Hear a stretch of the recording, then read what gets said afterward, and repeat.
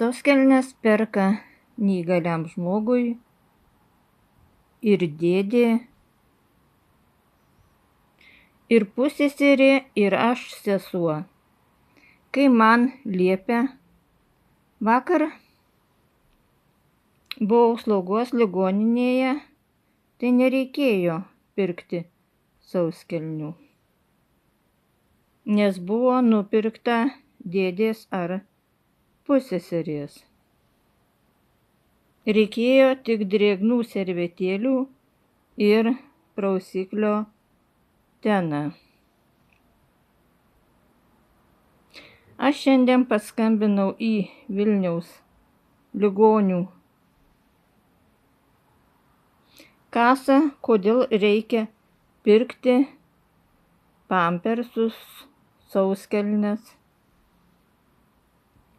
Slaugos ligoninėje nevaikščiojančiam žmogui. Ligonių kasa atsakė, slaugos ligoninėje gulinčiam žmogui nereikia pirkti pampersų. Slaugos ligoninė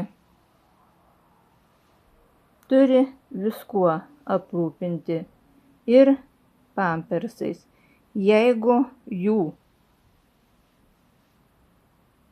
reikia žmogui į dieną ir 8.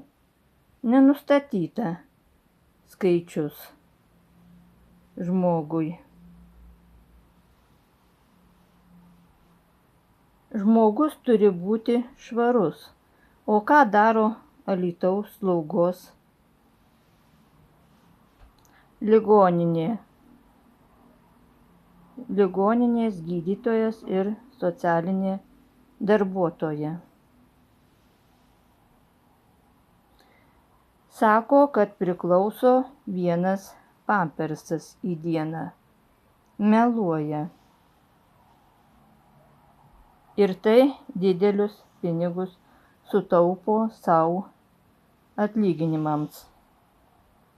Pažeidžia neįgalaus žmogaus teisę į orų gyvenimą. Tai žiauriausia Lietuvos slaugos ligoninė. Jiems nerūpi nei ten gulintys, nei to žmogaus artimieji. Pampersų pirkti nereikia, bet liepia gydytojas ir socialinė darbuotoja. Ir turim pirkti. Tai yra labai žiauru. Nors ligonių kasa liepė rašyti dėl to, kad perkam pampersus, skundą Alytaus administracijai ir į Socialinės apsaugos ir darbo ministeriją.